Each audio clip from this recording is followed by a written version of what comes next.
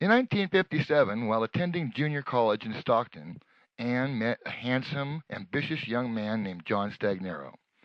The two grew very close, fell in love, and, in January 1958, were married in a small Catholic church in Stockton. Albert and Lenore were so proud of their baby girl, now a woman, ready to start a family of her own.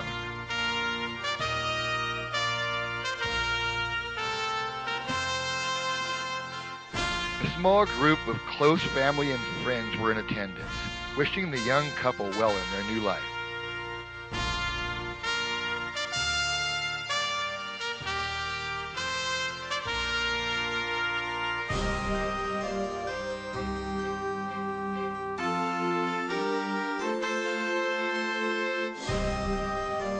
After the ceremony and reception, John and Anne kissed Albert and Lenore goodbye, waved to their friends, hopped into their car, and drove 50 miles north to Sacramento, where their new lives were about to begin.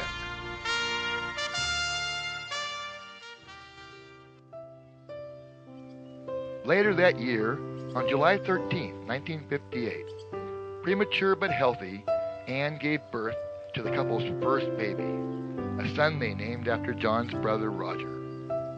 While John was working climbing the company ladder at Mike Salta Pontiac in Sacramento, something he did very well, Anne was busy building a home for the young family, something she did very well. Roger was a handful, but a handful no one minded handling. Arguably the cutest child ever born, Roger brought joy to his parents, grandparents, and all that met him. The following year, November 5th, 1959, Anne gave birth to her second child, a beautiful baby daughter, Cynthia Jean. The perfect family was forming before everyone's eyes. A hard-working father, a loving, nurturing mother, and now both a boy and a girl. Then, without warning, the next 4 years would see Anne's life spinning into turmoil, starting with the loss of her mother. With Anne married and living in another city, Albert found himself alone for the first time in his life. For the children's sake, Anne saved her tears for her pillow at night.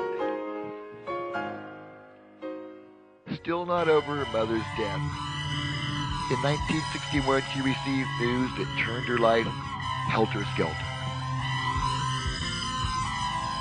Not a stranger to this family, Anne herself had contracted tuberculosis, just like her father had years before.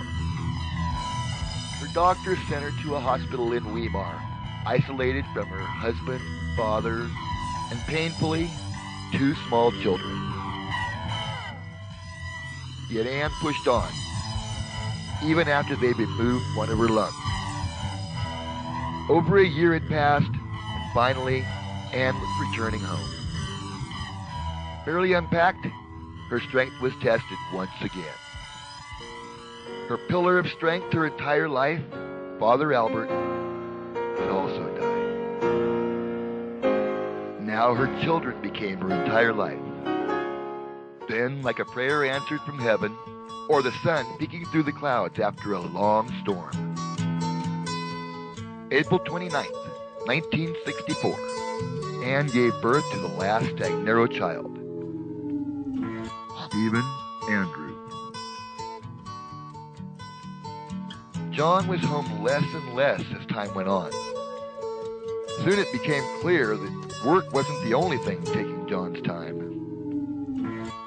Both her mom and dad gone, once John left, she was truly alone, raising 3 small children.